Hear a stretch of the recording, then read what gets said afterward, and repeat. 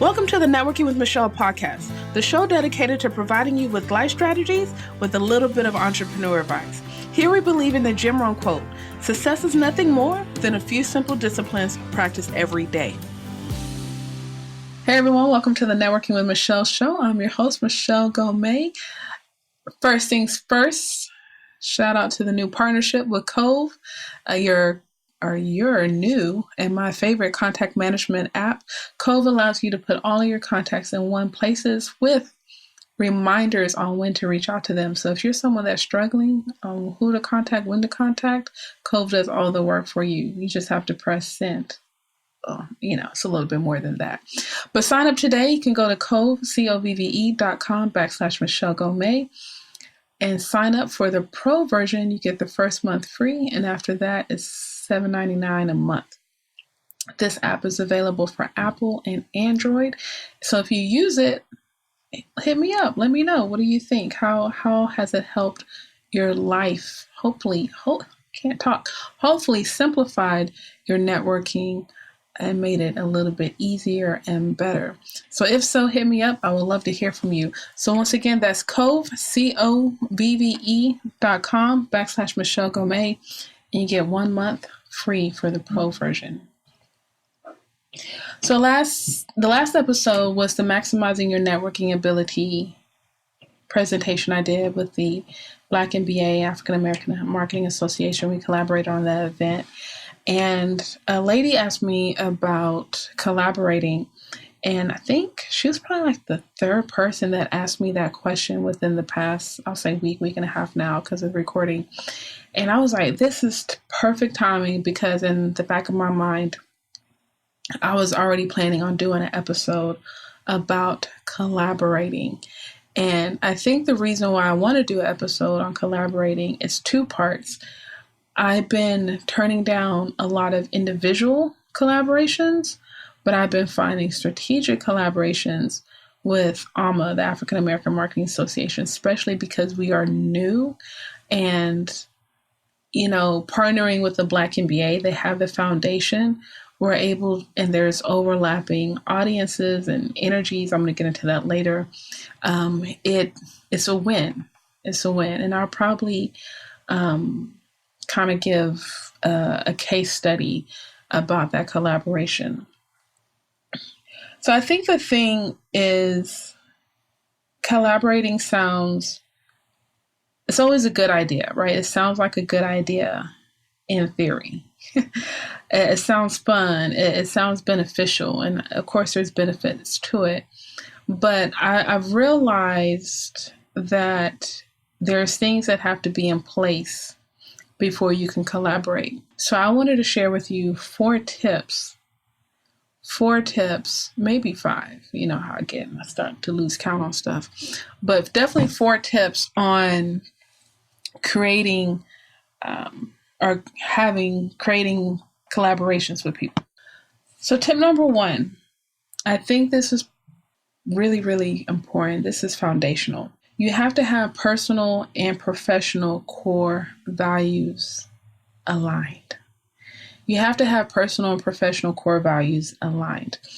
And I've really gotten deep into core values. I want to say 2017 with my mentor, Paul Brunson, something that he preaches often. Once again, whether it's personal, romantic relationships, or even business relationships, I realized that your core values, those are going to overlap, whether personal or professional, right? Because as you know, the way you do one thing is the way you do everything. And there's not much difference between those two relationships on the surface, right? So you have to make sure your personal and professional core values are aligned. And when I was creating the association and I was going through the interview process, I was asking those individuals, what are your core values? Like, what are your top 3 core values? Or the top 3 things that are important to you in a relationship, right? In a friendship. Because what I realized is that, and when we think of core values, we think of all of these positive words, right? All of these positive adjectives and positive character traits. Because no one's going to say stealing is a core value. And I mean, obviously that's a red flag. I don't want to have nothing to do with you. No one's going to come out and say that. But what I realize, those top 3 things or those top 5 things that are important to you and that you articulate that, those are the things that are on top of your mind. Those are priority. And if they're priority, you're living your life. You are driving your business based off of that priority, which is your characteristic trait, speaking of your character. So I believe your personal and professional core values have to be aligned. And lots of times we have to sit down and figure out what are my core values? What are my core values as a person? Integrity, communication, right? Because with that comes honest communication. That even if I present a difficult topic to you, I believe you're going to communicate with me. Yeah. You're going to communicate with me respectfully and with integrity, right? And that more importantly, we can walk away from this difficult conversation still holding each other with respect. Once you have your personal core values outlined, from there, it's easy to transition those over to your professional core values, right? And then when you start meeting people, whether it's internal, externally, you're watching them, you're observing them, and you're going to kind of see how they act, how they maneuver, what's important to them. But I believe when you know who you are, it's easy to have those conversations and ask those questions to other people and be like, who are you? What's important to you? What drives your business? And and that's just going to come out in conversation over time. But I think we get so fixated on the idea of collaborating, like, man, this person's popular. I just want to do something. And it's like, yeah, but maybe that's not the right person to work with because you're not aligned. You're not aligned. And I believe, what's for you is for you, personal, professional, and not saying it's going to be easy breezy, but what's for you is for you. Okay. Another thing with the core values, sometimes people are a little hesitant to work with you because they don't know who you are. And it's like, yes, you have a good resume, you have a good track record, but I still don't know you. And I can read your LinkedIn profile and I can read all these things, but that doesn't necessarily mean I've seen your work or I've heard your work. So I just need time to watch you, to get to know you, to really understand who you are as a person before I decide to do business with you. Everyone's not going to jump in a partnership. If someone's jumping in to collaborate with you, that's because they're only seeing the money and nothing else, right? They're only seeing the selfish gain and nothing else. And this is going to go into number 2. The second tip is creating individual and collective, or knowing your individual and collective purpose and goals. All right, so I'll correct that. Knowing your individual and collective purpose and goals. All right, so let's talk about selfish gain for a little bit. I think nothing's wrong with having a little selfishness, right? We all want to make money. We all want to increase our brand visibility. Like, nothing's wrong with that. Just say it.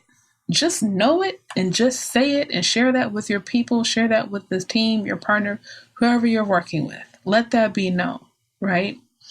But when you're like, oh, it's not about the money, it's not the money, and then I catch you stealing, are you trying to get, 60-40 when we agreed on 50-50? I thought it wasn't about the money. Like, what's going on here? Okay. So be honest about your individual goals. And bring that to the table with your team, right? And I think if we take time to individual our solo goals, lots of times we're on the same page. We're just afraid to say anything. But what happens if you speak up first? It's like, okay, well, I want to make money. Okay, well, how much money do you want to make? Okay, $100. Okay, there's 10 of us here. We'll say $1,000. There's 10 of us here. What do we need to do? How many people do we need to bring? How much do we need to charge in order for each of us to walk away with $1,000? Let that be known, right? And I believe you can still make money and serve the people. You can still make money and serve the community. But let that be known. Don't paint this pretty picture that you're all about, it's just bullshit. People trim me out with that. That's not always the case. If money's on the table, if you want money to be on the table, put it out there. Okay. But know your purpose. Know your goals. Why do you want to do this? Why are you suggesting that we collaborate? What makes you think this will be a good collaboration? Okay. I think when it comes to purpose, most people want to collaborate because of the overlapping audiences. They serve the same type of customer avatar. And it's like, yeah, I definitely want to bring people on my side. You can bring people on your side. But when you're doing that, you always have to be in service, right? Even when money's on the table, you have to remain in service. And the only way you can be in service is if you know your purpose. So know your individual purpose, bring that to the table, and let the team agree on the group purpose and the group goals. Number 3, tip 3, with that, have realistic expectations and goals, right? Have realistic expectations and goals.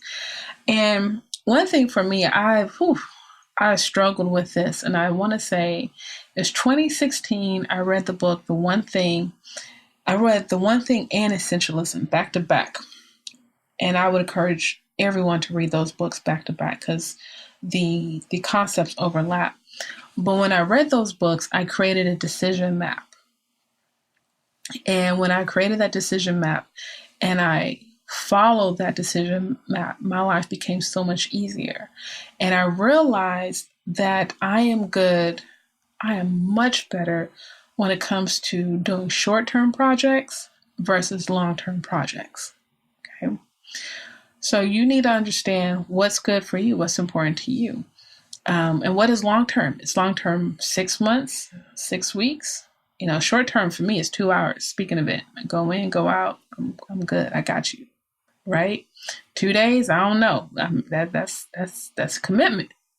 Now I got to sit down and evaluate some things. 2 hours. I can give you a quick yes. Right? Recently, I had to turn down. It was a free speaking event, but it was going to be 8 hours. Right? I was probably only going to speak for 1 hour. But they wanted me to be there all day. And that was a long-term commitment, mainly because I had other plans that day. There's a lot going on that day. I had to turn that down. But I knew that going in. So I wasn't going to say yes to kind of bend and meet this person's expectations. That wasn't realistic of me, right? I can give you 2 hours. Get there a little bit early. I can present. I can hand back if people want to talk, ask questions, but I got other things to do. It's just, all of this is really about honesty. It's just honesty, right? So be realistic. What can you manage? What can you handle? Okay, short-term versus long-term projects. What does that look like? And I believe once you figure that out, that's when you're able to understand, okay, we need deadlines. We need milestones, metrics. And then from there, you can practice time management. Okay. What does this look like? Okay. We're going to do an event 6 months from now. Okay. What do we need to do in month 1? Find a venue, ticket prices. Okay. What does that look like month 2? Flyer should be done, right? Month 3, 4, 5, market, interviews, whatever the case may be. What does that look like? So lots of times we just figure, hey, we're going to collaborate. We got the venue, we got the date, we got the flyer, post on social media, boom, boom, boom, boom, boom, the end, right? And I've been guilty of that.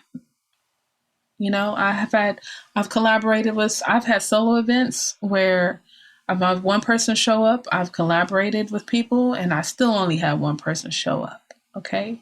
But I didn't have everything I'm giving you, I wasn't doing at that time. This was years ago, right? So have realistic expectations and goals. With that, understand who you are. Are you a person that can do short-term or long-term projects? And then, of course, place deadlines, milestones, metrics, and goals, because all of that will allow you to manage your time better. Number 4, people and processes. Whew. People and processes. So once again, with the collaboration, lots of times, a lot of us are solopreneurs here. Let's just call it what it is. So we're already stretched out, and stressed out, right? But we want to collaborate because we think it's going to help us. It's going to be better. It's going to take less of the load off. And that only can work if each person is playing to their strengths. Okay. But what the people, who are the people? What does the team look like? Is it just the 2 of us? Is there 4 or 5 of us? Are we bringing more people in? Interns, freelancers? What does this outsourcing? What does this look like? Who are the people? And I believe once you have who the people are and you have them in place doing the right things, the things that they're capable of doing and willing to do, willing to learn and do, that's when you need to sit down and be like, okay, what's the game plan? What's the action plan? What is the process? Right? Communication is very, very important to me. What is your communication style? What's the best way? You want me to call you, text you, group chat? Like, what are we doing here? Okay. We don't want anything to slip through the cracks. And there's plenty of software or technology that can be used for that. You can do Zoom for online conference calls, and then you're looking at each other face to face. There's GroupMe, there's Slack, there's Asana, I think Basecamp, Trello. There's so many project manager, project programs that you can utilize for small groups, and they're free, right? You can do a Facebook group for your team, of course, Google Drive for documents. There's so many things. So once you have the people and the processes, make sure you create an effective communication plan as well as an action plan. That way you have effective meetings, right? Those meetings, I think, look, depending on the situation, I'm all about a meeting shouldn't be more than an hour. If we're doing more than an hour meeting, we have a workshop, and I don't know what's going on. Okay, so meetings 15 minutes, an hour, bam, bam, bam. Okay, if we're gonna recap should be 5 minutes. Everyone needs to start the meeting on time, in person, online. That's the thing. Respect people's time. We're all busy. We complain about being busy, but then we're running late, throwing everyone off. Respect people's time. Let's start on time. Okay. Effective, high quality, functioning meetings. Okay. Make sure that you have people in place. Another thing that's important when it comes to people and processes is diversity in thought. You don't want people that follow the leaders. Like you need those, but they need to have the freedom to speak up, right? You don't want someone that's yes, yes, yes, yes, right? In order to have a successful event or program, project, whatever the case may be, you need a diversity of thought in the room. Right. And hopefully your partner, whether it's one person or a group of people, they have that experience, some failure, some mishaps that they can share and bring in the room and be like, hey, I've done this before. It didn't work out. Let's try this. Right. And then you can contribute, create that dialogue. right? So you got to have the people. Once you have the people, let's get the processes in place. And lots of times there's things you can already have some of the foundational stuff, outlined. Bring that to the table. That's what I did for the association. Like, this was something that was on my mind for so long. I had things marked, but I'm like, I have to go from, when I say me to we, sounds cliche, but it's like I have to go from me to we. I have to go from I to us. It's a team. Now, this is what I came up with. I don't need you to agree with it, but what do you think? Chime in. Everything I put down on paper is not right. It's not gold, right? I need some pushback. That's the only way we're going to grow and evolve as a people. As far as the Black MBA and the AMA Association, Lee is the president of the Black MBA Houston chapter. And I've known Lee for several years now through just general networking here in Houston. He's been on the podcast. Very intelligent brother, project manager, Six Sigma, DJ, just a great guy, very diverse and talented young man. And in February, I am a member of the Black MBA. In February, I went to their banquet and we were just talking, said we should do something this year. It's like, absolutely. And, our board members, they sent the emails, they worked it out. So I think by March or April, we already knew that we were going to do the event in September. And my thing was, I just want to be on the panel. Like, they usually have a panel, about 3 to 4 people. I just want to sit on the panel. And it's like, okay, cool, agreed. And then closer to the date, we ironed out those details. Everything worked out. I became the only person to speak, which was fine because I was playing to my strength. I was in my wheelhouse. But everything was streamlined. The communication was there. Obviously, this was an event. I can't say short-term or long-term per se, but we planned it out ahead of time between March and April. And then, end of August, Labor Day, after Labor Day weekend, it was just a matter of follow-up. Okay, where are we? Okay, everything's in place. Cool. Good, let's start promoting. And we had a great turnout. We had a great event. And I do believe this event favored the Black MBA more so, but I'm grateful that they allowed us, AMA, to, join in. And I also believe that overall, the reason why the collaboration was easy and beneficial is because of my relationship of me being a past board member of the Black MBA. So I have history there. And now 2, a current member. And then 3, I also have my own personal relationship with the president. And then I started attending the events and I met a couple other people on the board there. And then people that showed up in the audience, some people just showed up because they saw my name on the flyer. Some people showed up because of the topic. Some people showed up because they're Black MBA members, AMA members. And because of that, we were able to have a good number of people show up to the event as far as, goals and metrics of attendance and everything and promotion, social media promotion. But I really believe that it was just an easy process because of the built-in relationship over the years. Also, I was prepared to sit on a panel, and even though there was no other speakers, I was the only speaker. I believe my body of work allowed me to speak that day, right?